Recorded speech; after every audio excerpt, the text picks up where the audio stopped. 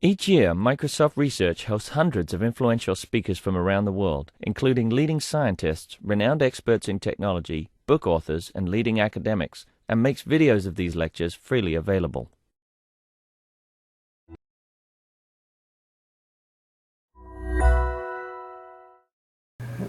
It's my pleasure to welcome Dr. Yichong Tai from Caltech. He's coming for a Caltech alumni meeting this evening, but I invited him to come to Microsoft to give a talk about the MEMS biomedical devices.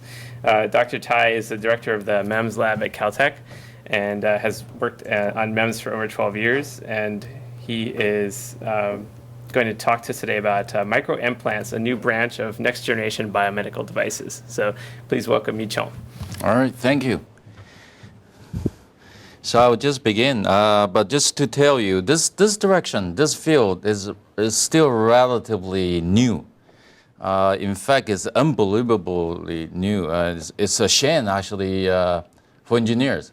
I first touched this field 15 years ago. I said, that's it. I'm going to do this for the rest of my life.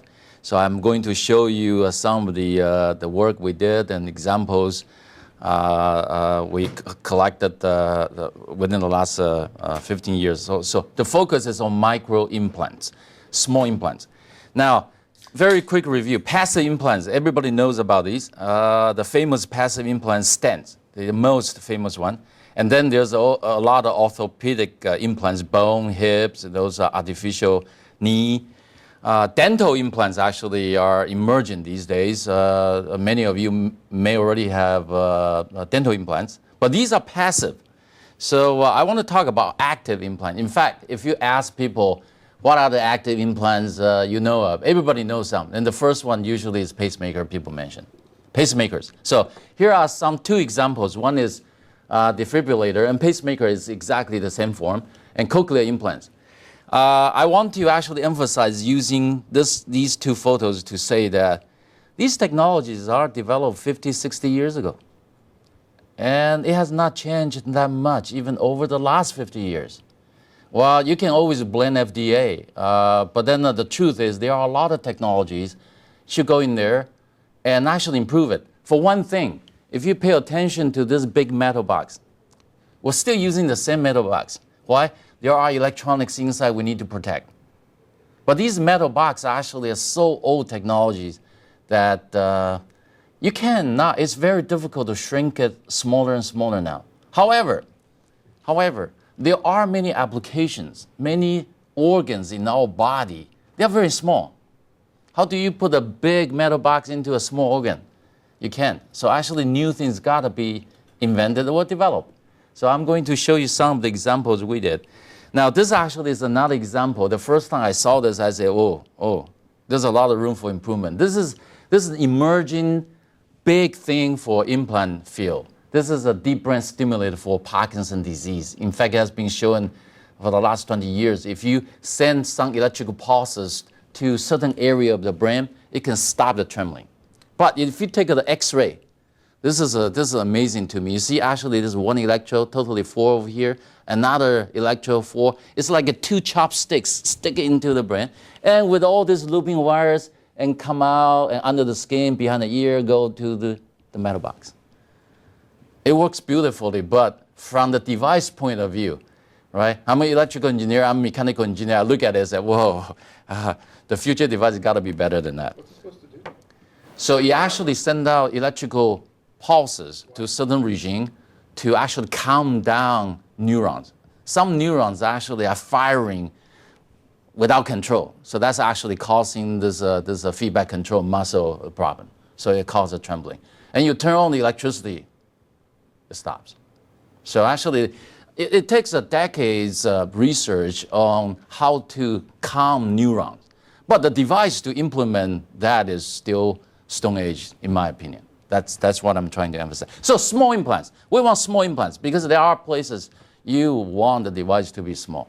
So example, I only show two. Really, these are two most famous ones. This is a very cheap. What you see is a tiny little glass tube, totally about 1 centimeter long. Very famous. Where do people use this? Dogs and cats for RFID. So in fact, it's mandated, at least in California, right? These days, dogs and cats. So the owners cannot escape, right? The dog escape, they can find the owner. RFID. This is a pill cam. Actually, it's a camera.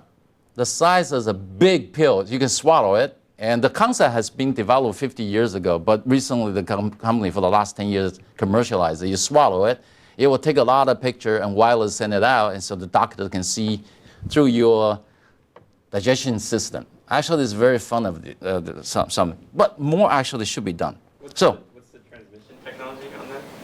This? Yeah.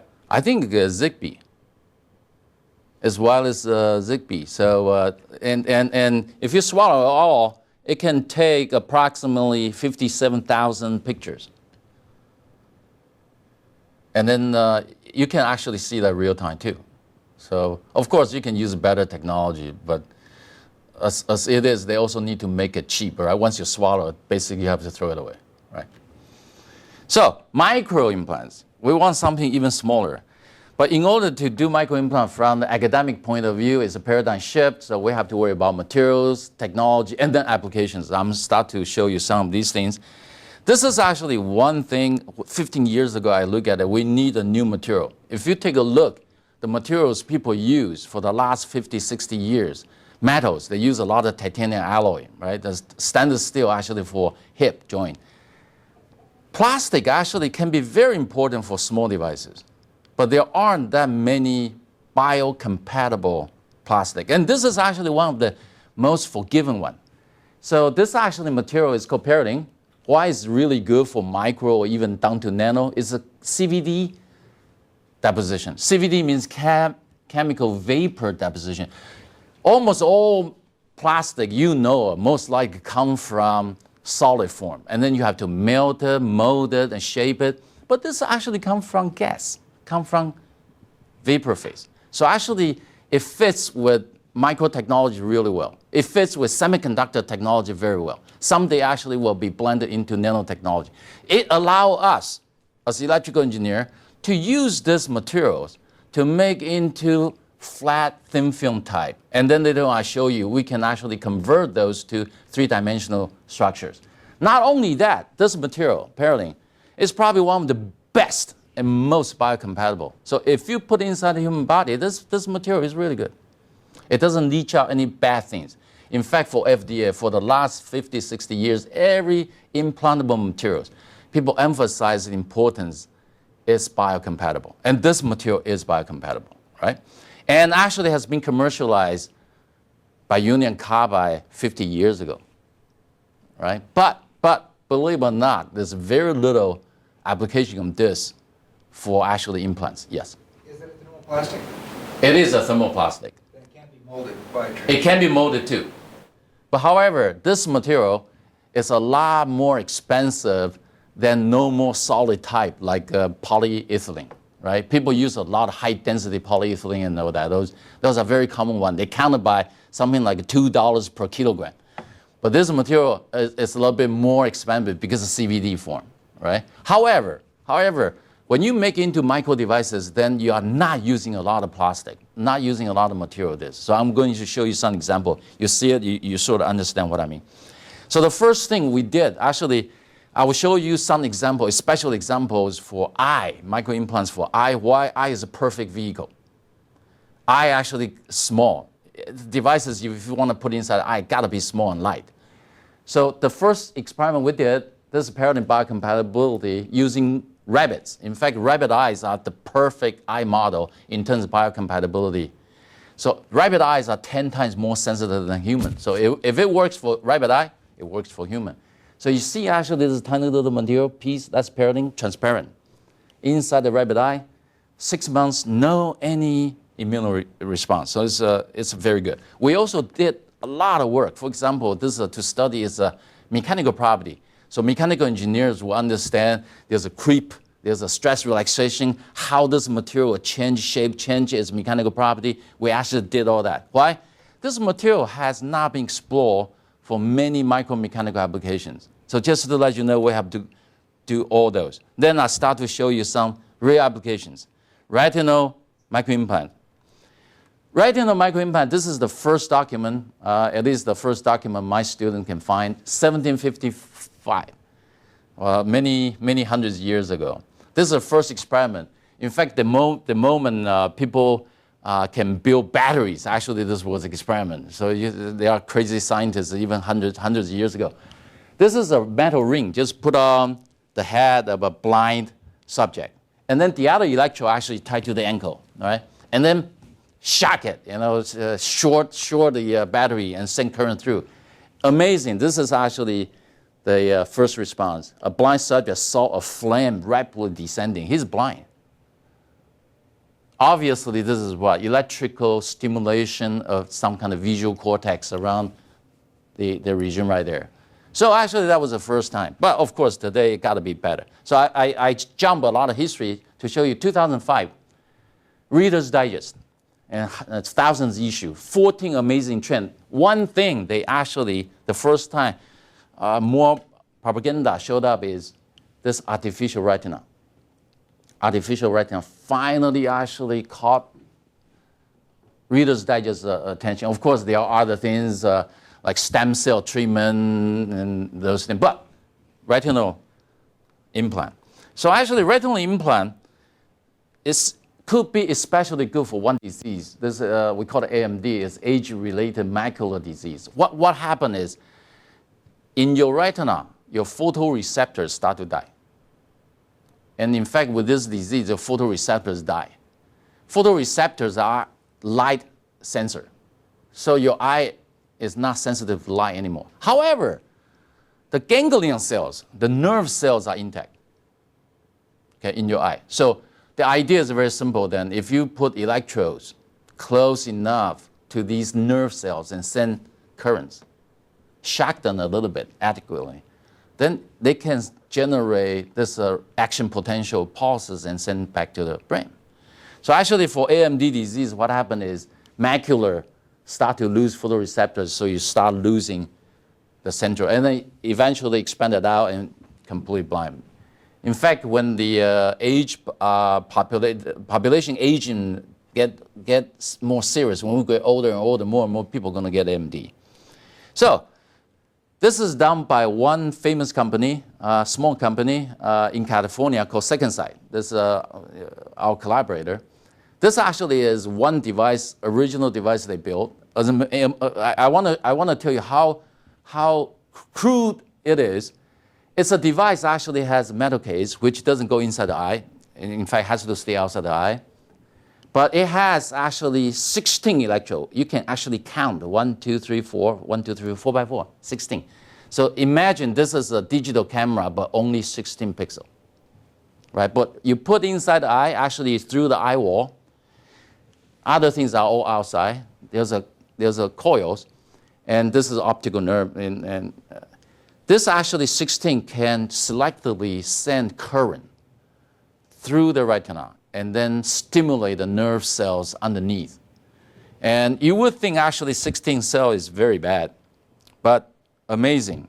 I'll show you this video. This is BBC. No one expects Grandma to play like a professional, but for Linda Morford, that any ball goes in is amazing. She's totally blind. The small circle in her glasses is a camera, and some clever electronics turns the images into patterns of dark and light.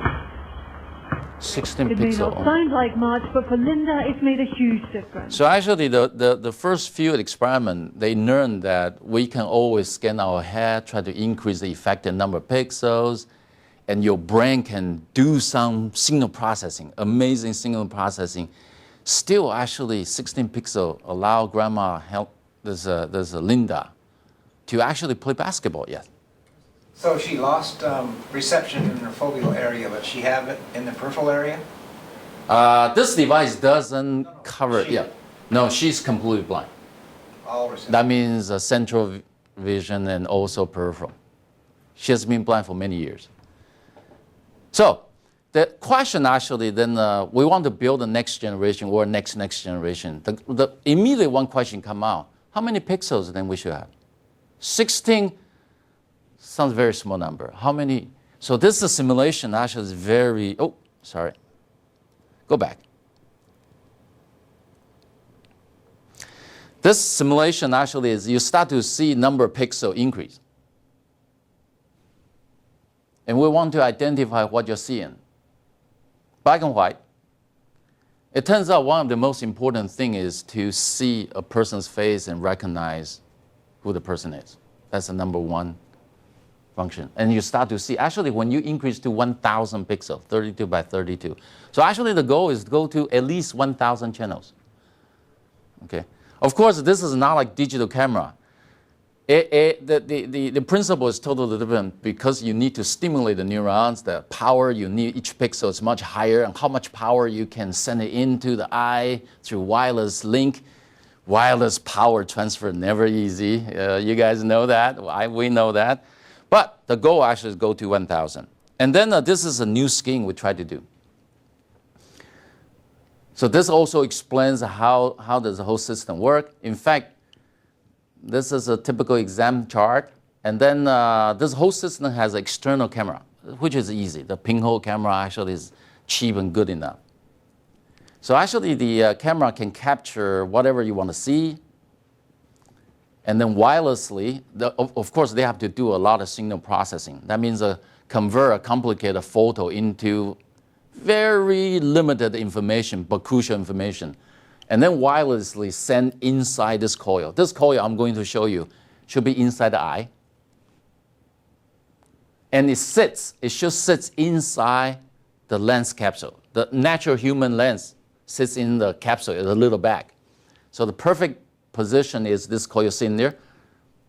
And then actually there'll be a cable and go inside and right on top of macula. Ideally 1,000 pixels, right? Oh, that's another difficult question. Actually, what you see here is nail down. There's a small nail, micro nail. Researchers are we are working on some mechanical hinges, like a spider spring leg to hold it. We're trying different ideas. We're even trying, recent project we got from NSF is try origami, some folding structures that can hold itself in there. So a lot of really interesting. But anyhow, this actually is a basic principle. So device. This is actually the device we're talking about. I've been working on this for 8 years. Okay, so I'm going to show you some of the progress. So you need a coil. Of course, you need a lot of IC chips to do power management, data management, right, and safety and all that. But you also need high density array. 1,000 is the idea, right? Today is only 16. In fact, second size coming out of second generation, 60, right?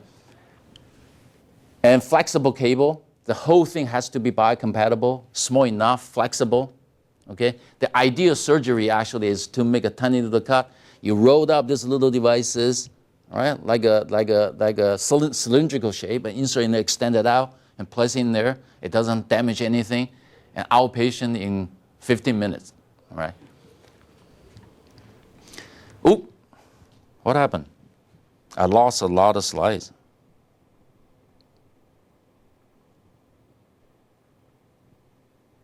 Yeah, it should be there. Why you jump there?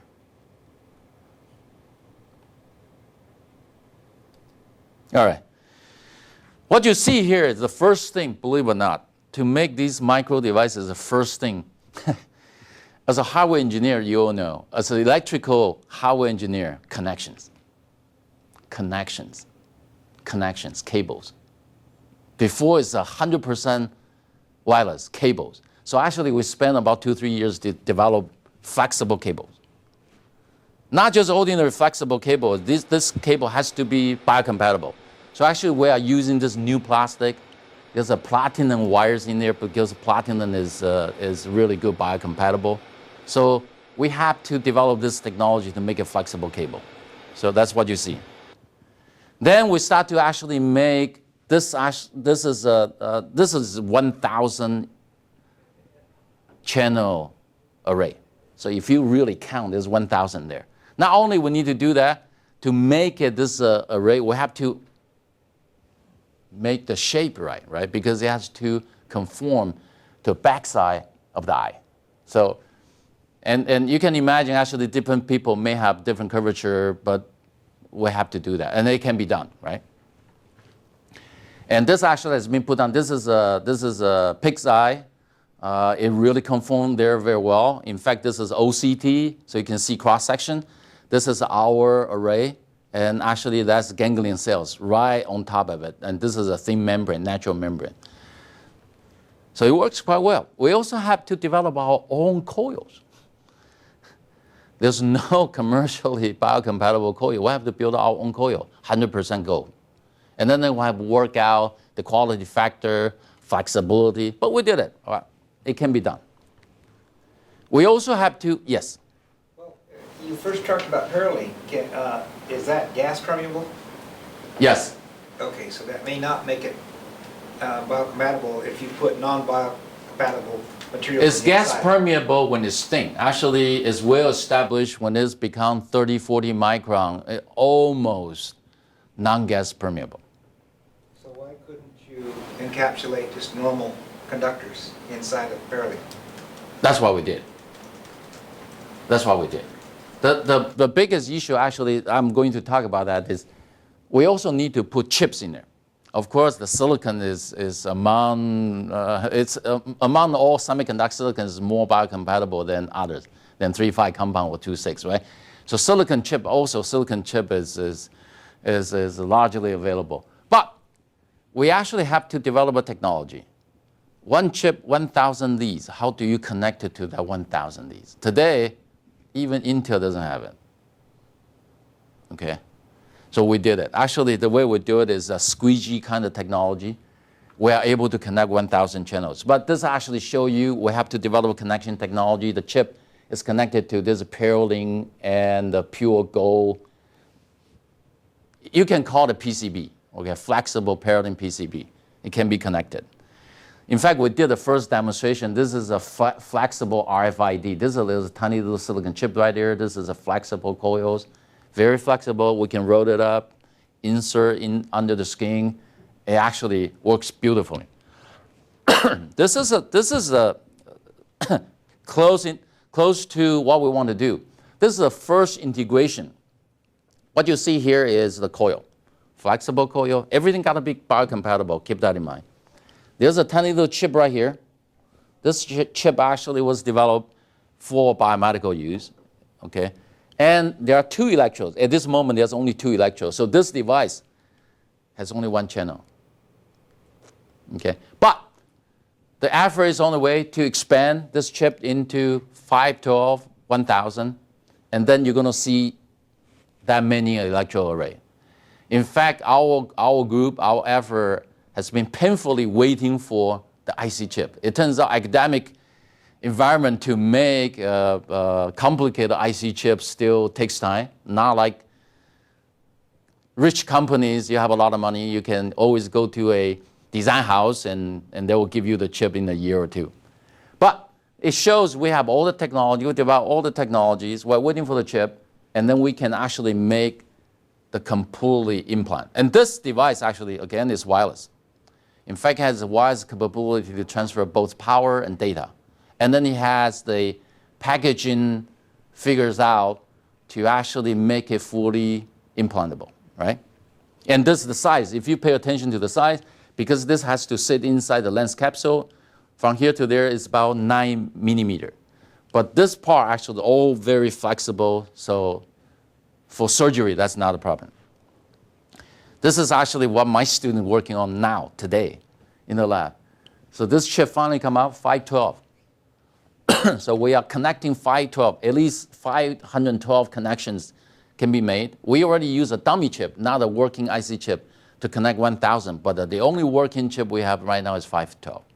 So we're hoping in 1 year, we're gonna get a chip and connect to the chip and connect the coils and all that. We could demonstrate the first actually 1,000 channel implants. Okay. At this moment, that's actually where we are. Yes. So it looked like you needed 1,000 wires to connect to 1,000 pixels, right? Yes.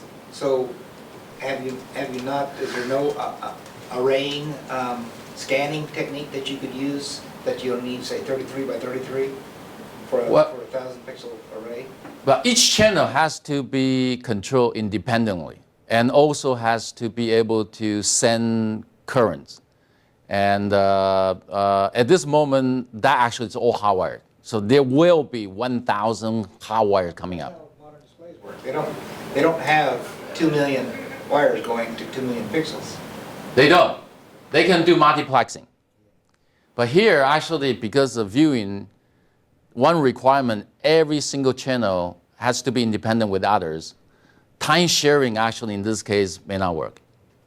Because of stimulation, actually, then we can talk about biology. Stimulation usually takes a certain amount of time with the pulse streams in order to activate the ganglion.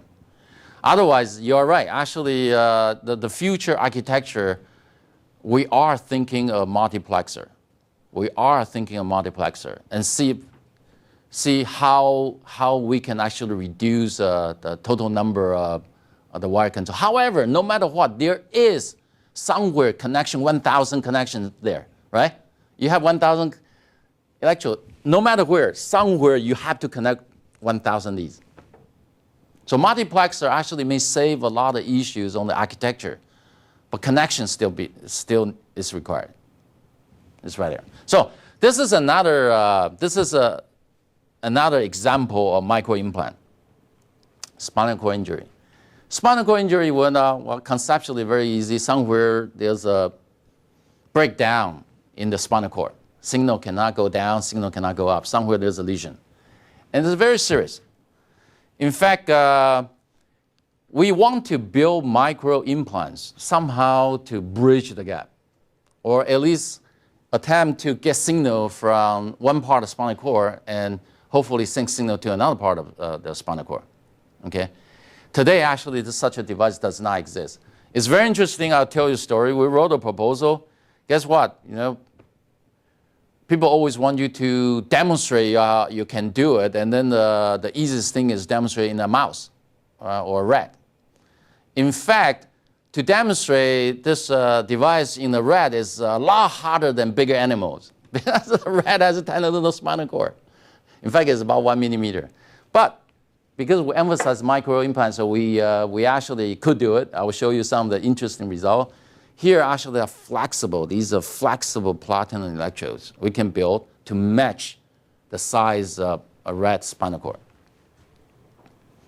In fact, my collaborators, they did a lot of exercise to place this inside the spine and actually right on the surface of the spinal cord. That's actually how you see it. This actually is very interesting video that we found from our first experiment. Once you can place this electrode inside the spine, right on top of the spinal cord, we call it epidural electrode stimulation. Oop.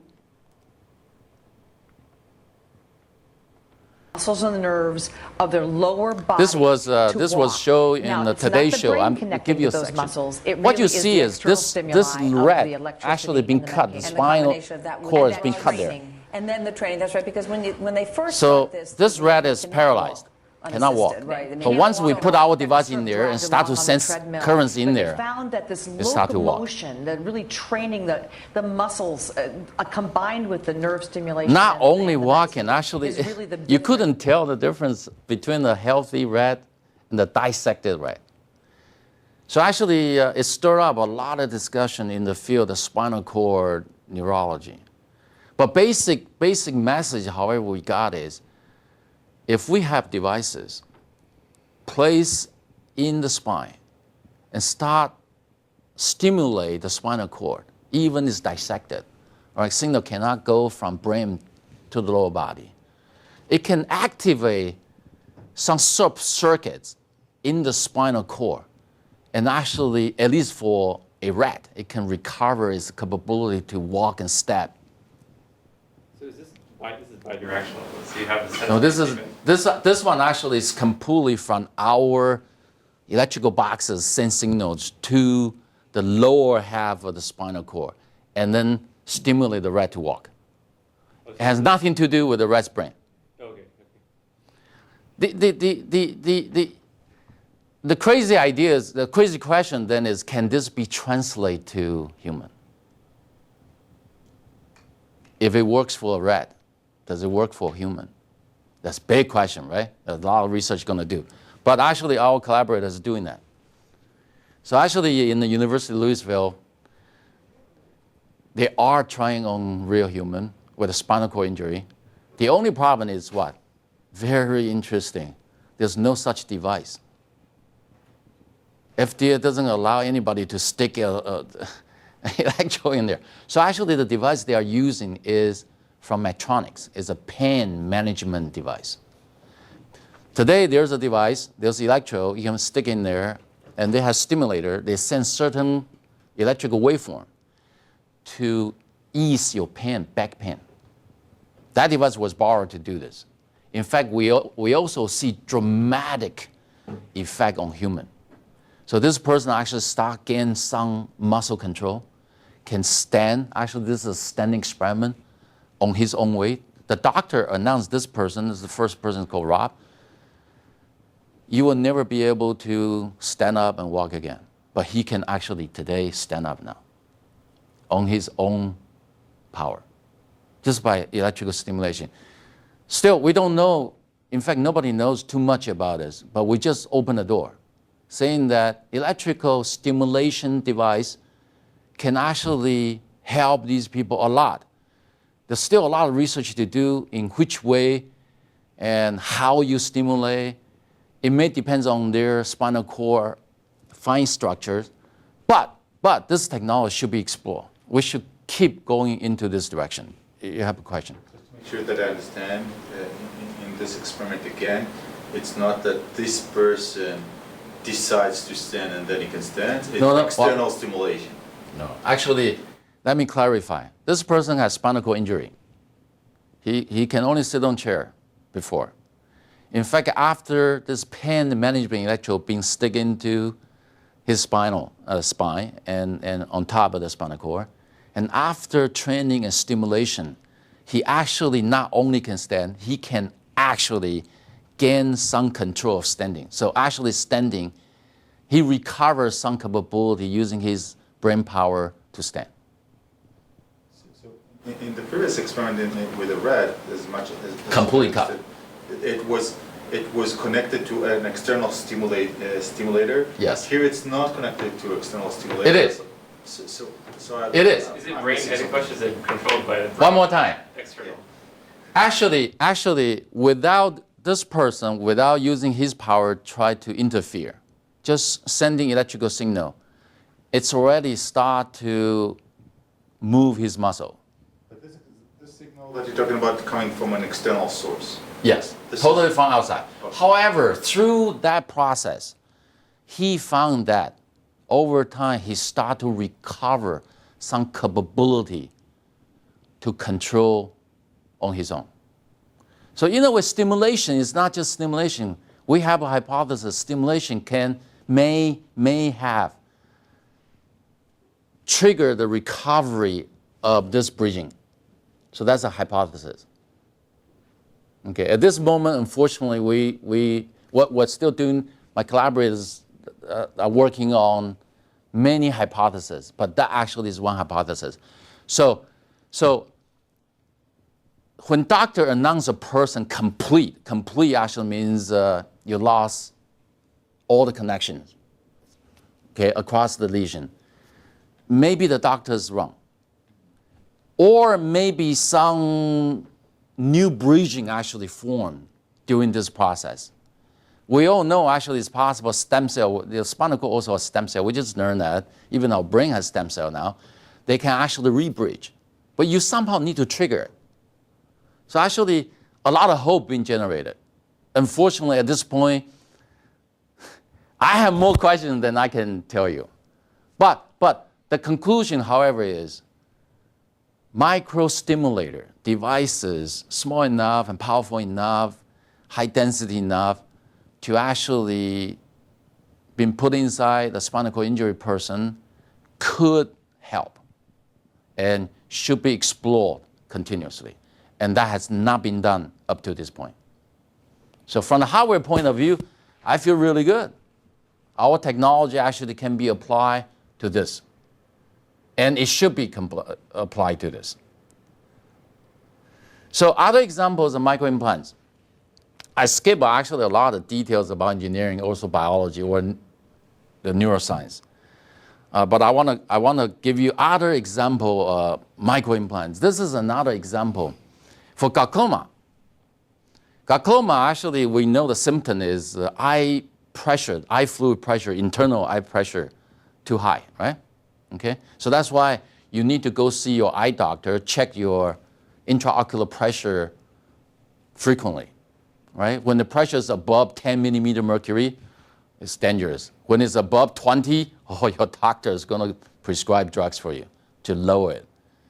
But today, you have to go to clinic to get your eye pressure measured, and it's indirect. So actually, why couldn't we make a device implant? It's an implantable device. It's a pressure sensor. That's a device actually built in my lab. It's an LC tank. It's very simple. In fact, the C actually is a capacitor, and the capacitance is a function pressure. But this tells you another opportunity actually is a real life device people want, and you really should have it. In fact, they also learned from glaucoma that the human intraocular pressure fluctuates over the day. So every 3-4 months, you go see a doctor, measure that pressure at that point is not a good indicator, all right? In fact, the best treatment also depends on the pressure. So there should be some kind of feedback medication, and we don't have it. And glaucoma is a serious disease. That tells you how crude modern medicine is, even on glaucoma. This is another interesting device too. With the capacitor, how did you account for the saccades and other eye movement? We actually designed the device with total effective density equal to eye fluid. So it's intraocular. There's a little buoy, micro buoy you can design in there. So actually, that has been studied. That means this device also, we have to consider anchoring, how you fix there. And well, of course, we will match the density. So even when the saccade happen of the fast eye movement, this thing doesn't move. In fact, it's very small, also very light. That's the key, right? Yeah. So the total mass of these implants has to be small. This is another interesting implant too. In fact, several companies are also working on this. Glaucoma, if its internal pressure is too high, what's the problem? Why is too high? Because the fluid produced inside the eye does not drain out. So it's a plumbing problem. The drain is blocked. If you have a house, you know that's if your drain got blocked. So it's a plumbing problem. So actually, we also move on to make a device like this. This is a tiny little drain. Just a tube, right? A tiny little drain, just a pipe. But it's the two devices very interesting. One end is one device, the other end is one device. Actually, these are two valves. Two valves. So one valve does one thing. What? When the eye pressure is high, higher than 10 millimeter mercury, for example, this valve opens. So actually drain happen. But when the pressure go back to normal, the valve has to close. No more draining. You don't want to deflate your eye, right? When your eye pressure is normal, you don't want to drain. The other valve, actually, we also design what? If you rub your eye, oh, you are putting a lot of pressure on your eyeball, and you do not want to drain. So actually, for example, 50 millimeter mercury. So when accidentally you're pushing against your eyeball. So actually, there are two valves. This valve, when the pressure above 50 millimeter, it closes. It doesn't allow draining. So actually, this fits our example of micro implants, combine micro-mechanical design using paralleling. In fact, what do? This valve is made of paralleling, exactly the same plastic material we talk about. So many examples. This is another example also, my student working, accommodated intraocular lens. This is to address presbyopia. When we get old, we lose accommodation. We can see far, we cannot see close. So that's why you have to have prescribed glasses to read. That's because your lens, even healthy eye, you lose accommodation. You lose the capability of lens changing shape. Okay? Another disease is actually cataract, right? We have a lot of cataract examples. Then they go in there, take out the bad lens and put in the intraocular lens. The one problem of today's intraocular lens is what? Fixed focus. Again, you have the same problem. So actually, we try to make a device. This is, the concept very simple. It's like a bag of water. It's a water balloon. It's flexible enough that once you put it inside the eye, the capsule movement, your natural ciliary muscle, your eye movement can recover accommodation. If this idea works, so the future intraocular lens can allow you to have an eyesight at 20 years old young man. I thought that was still controversial, whether the cilia muscles had atrophied over time. There are three, well, you are right. Actually, there are three hypotheses combined. One, your muscle aged. The muscle is not as strong, cannot stretch the capsule as well. That's one possible. In fact, I think it's combined. The second, your capsule aged. The capsule does not give you the elastic deformation enough. The third thing, the lens itself become hardened. It cannot be stretched.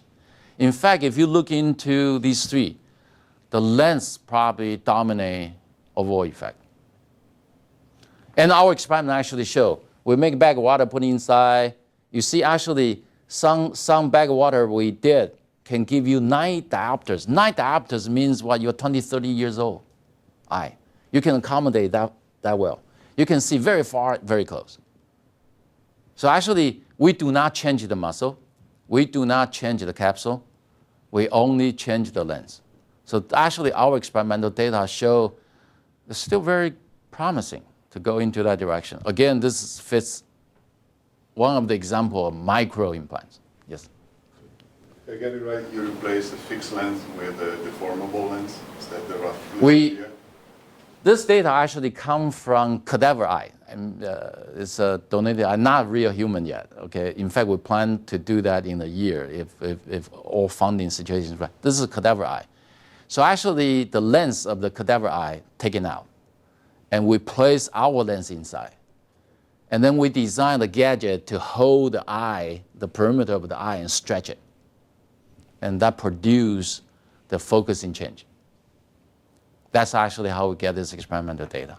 Again, I didn't spend a lot of time because of time issue. I just want to give you the example. There are so many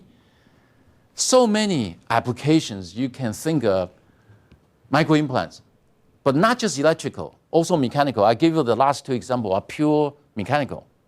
So applications unbelievable. This is another example. Actually, we've been working for several years too. A tiny little drug delivery. Small delivery. In the market, there is drug delivery. In fact, also for back pain treatment, Medtronic. Again, they have a big metal case because they put a lot of drug in there. But there are many places you can use a higher concentration of drug, and you only need small, the size of a peanut. In fact, we did that. The size of peanut actually can be embedded under the conch, and then with a channel go in there, we actually put in flow sensors so we can control tiny little bit of flow, nanoliters of accuracy. We actually have a complete electronics, in this case, in a tiny little titanium casing. And this actually works as a totally wireless drug delivery system. Very small, right? And the first target, of course, is for eye. Again, is for glaucoma, for AMD, for various different diseases. Microimplants.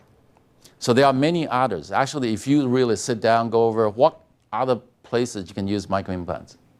Hearing, vision, speech impaired, paralyzed, well, spinal cord is one thing. Actually, it doesn't need to be spinal cord. It can be just a leg. Parkinson's, epilepsy, brain damage, stroke, actually stroke recovery, depression, compulsive disorder, all these diseases, all these problems can use microimplants. I personally think microimplant is going to happen no matter what, just sooner or later. It's a direction we have to do. And it's a direction that it can use a lot of engineering technique and knowledge we have already accumulated. I just wish it can be sooner. So I show this. Is this real? Can this be real? Yeah, retinal implants, and this actually involves a lot of neural connection neural implants. In fact, I think the future, the implant will allow these characters without wearing any visor, without wearing. So micro-implant doesn't give you any exterior feature like this. In the future, actually, even you have a micro-implant, you look just the same, right? That's also another big important feature. So I personally think this is real, but better than this, right? So I will end here and thank you for your attention. Hopefully you agree that micro-implant is worthy research, that many people should jump into this, right?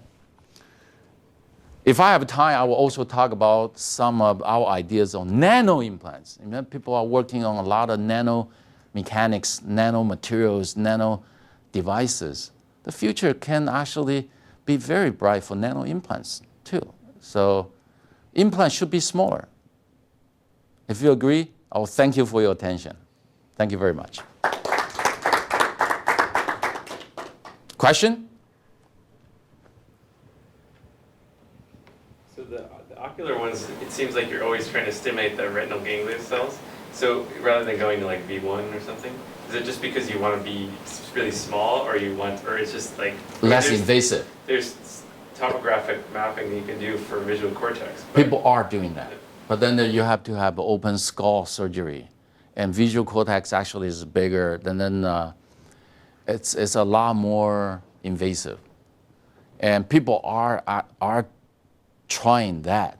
A different group of people target the visual cortex, but this is one of the approach that has gone the farthest in terms of achieving real human demonstration.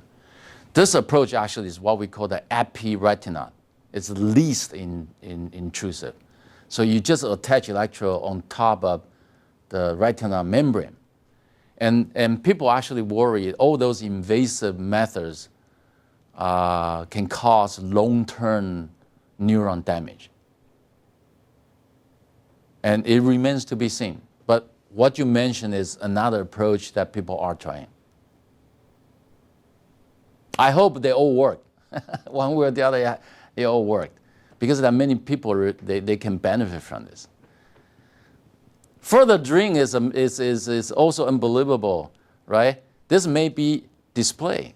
Like if you think about a super soldier, well, I don't want to talk about military application, but superhuman kind of thing. This you can build devices, put inside the eye that doesn't impair your original vision, but I can endow you with infrared vision. How about that? I can endow you UV vision. How about that?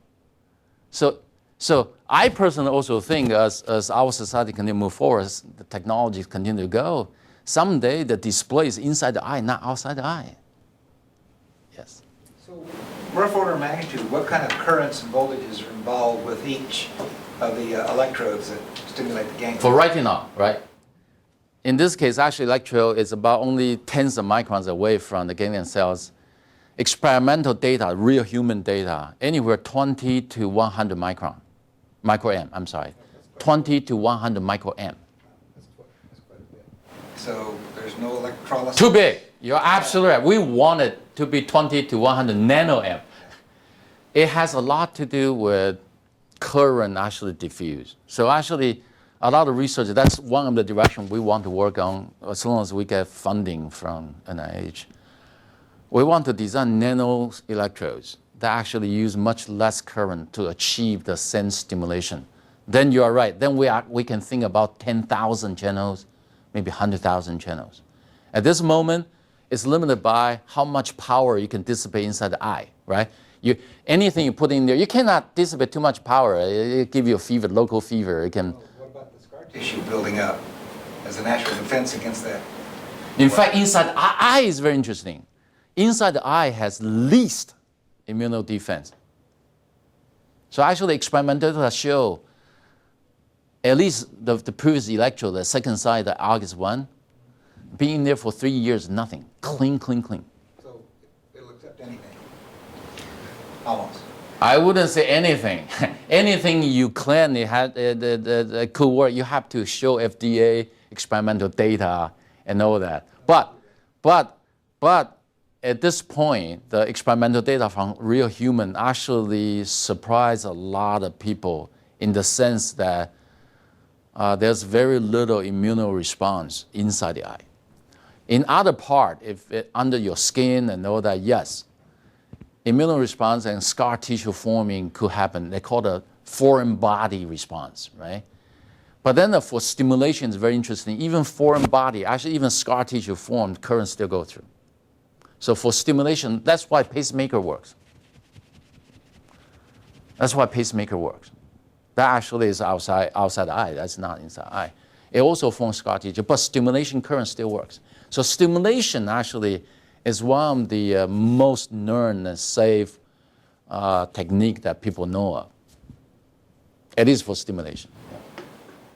Yes? Do you have any more details on the spinal cord stimulation? How does it work? How is it physically designed exactly that device? The human one, okay, is a three columns of electrodes, 5, 6, 5, totally 16. They're separated by about 5 centimeters. The total length is about 5 centimeters. That's actually the Medtronic's electrode. So you can choose any pair electrode to send current. Or actually what my collaborator want is they want to choose any group of electrodes and then choose which electrode sending how much current. We don't have that capability because this is designed only for pain management. So it has very limited flexibility. So that's why we need new devices, new capability, new freedom for this spinal cord stimulation to recover mechanical action. It's implanted exactly at the lesion point? No, actually this one is implanted below the lesion. We just wrote a proposal. We want device to bridge the lesion, see what we can do. We actually want to have device that can do recording. So that means recording from the spinal cord above the lesion and then do a little bit signal processing and see we can stimulate the lower part. We'll talk about a lot of devices we want. You can imagine that you also want to do the experiment too, right?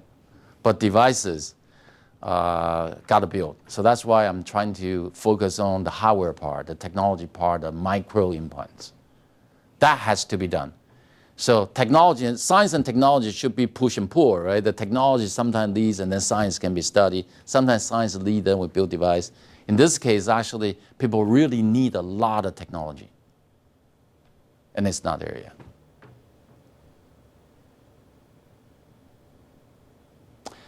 If you want to hear about dream, I really think about is the possible. There's a display, intraocular display. Has anybody talked about that before? I believe I'm the first one to talk about intraocular display. A lot of implant. You think about current technology, you can build wireless display put inside the eye now. Maybe Microsoft should do something about it. You're interested in display, right? I can wait. I can wait. I have time. You've heard of pink eye, it would be blue eye. But I use a lot of eye example. Actually, I have many other things I can talk about is for other part of your body. Other part of your body. Of course, the nerves, if you target nerve, people know most about neuroscience, how to couple into the nerve. Even over there, there's so much you can do. For example, if your head nerve got dissected by accident, what are you going to do? Today, actually, they do surgery, try to allow the nerve to regenerate, rebridge themselves. And we actually totally believe you use a stimulation, electrical stimulation, you can enhance that process or facilitate that process, and maybe even do better than that. Bridge the complete function or even more. So a lot of sci-fi movie could become real, right? There's a superhuman. With the implant, they become superhuman. I have friends over USC. They actually are doing research to see if electrical devices can be can be created to replace human memory. The memory actually is stored in electronics, and initial data seems to imply possible, but long way to go, long way to go. But again, what I'm trying to say again is that a lot of devices, like microimplants, are what people want, to play with. And technology-wise, we're far from being there. And it's not that we don't have technology, it's just a lot of things we haven't really worked on it yet. It's one ignored field, but maybe it's time to bring it back and accelerate it.